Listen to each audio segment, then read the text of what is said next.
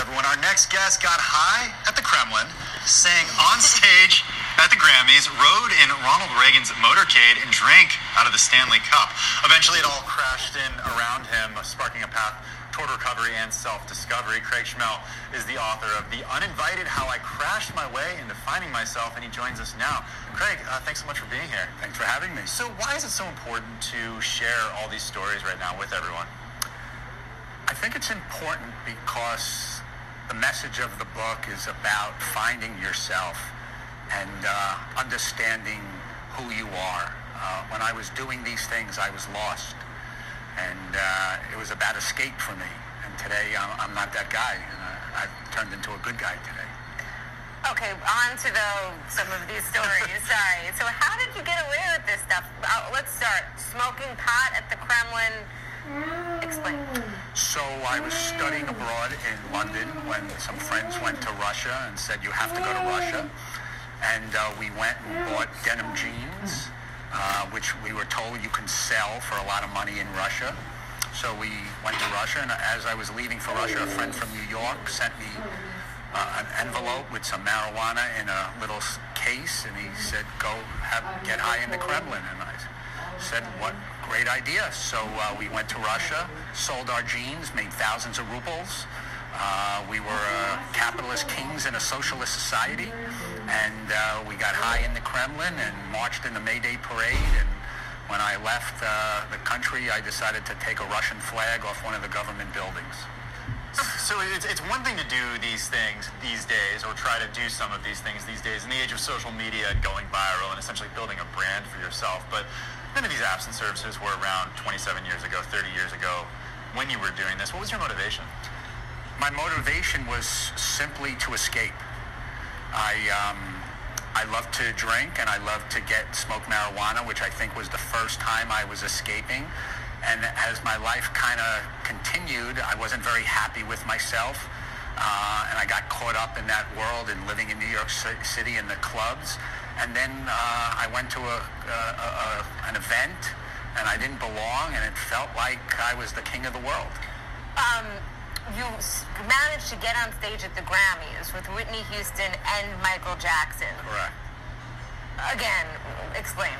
So another event that we were in my apartment the night before, and we saw on the news that they were preparing for the 30th annual Grammys. It was going to be at Radio City.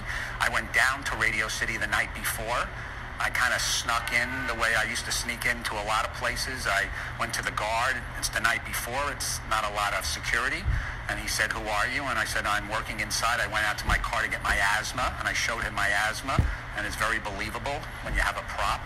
So he let me in, and I walked around looking for credibility, things to get me in the next night, and I found a card on the floor that said Michael Huddle Hairdressers. I eventually found the lady who had all the VIP passes, so I went up to her and I said, hi, my name is Craig Schmell. I work with Michael Huddle Hairdressers. I lost my VIP pass. If you don't mind, you can give me another one. And she did. And now I had a VIP pass. We left, came back the next night. I actually photostated it. We made another copy, so my best friend came with me. And we went the next night. And again, it's not who you are, it's who they think you are. And we kind of understood that if you live that way, you can get in anywhere. So I guess lesson one, have a prop. That's correct. And then lastly, we were sitting almost third row as fillers, and then they called all the people on stage for the finale.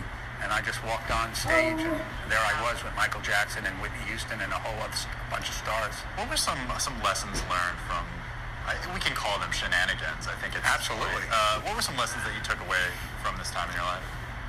I learned that I had this insatiable, abnormal craving for self-approval. And because I had this hole in my soul and I didn't really feel good about myself. And I met a man who taught me about self-esteem, and he said, when he asked me if I liked myself, I said yes, and he pointed out that I really didn't.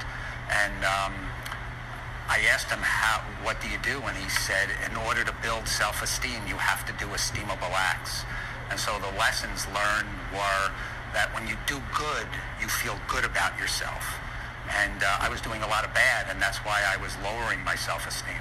So was that kind of the turning point when you met him? Exactly. I met a man named Dr. Arthur Knauert in 1990, and I was about 28 years old, and that's when my life changed.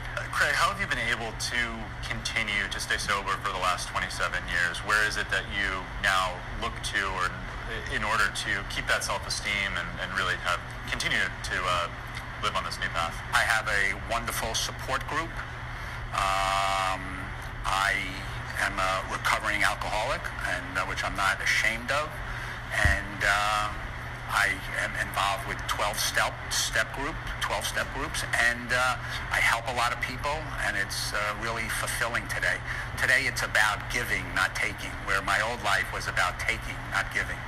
Well, Craig, we're going to have to leave it there. Thanks so much for sharing your story on Cheddar today. That's Craig Schmell. He's the author of The Uninvited.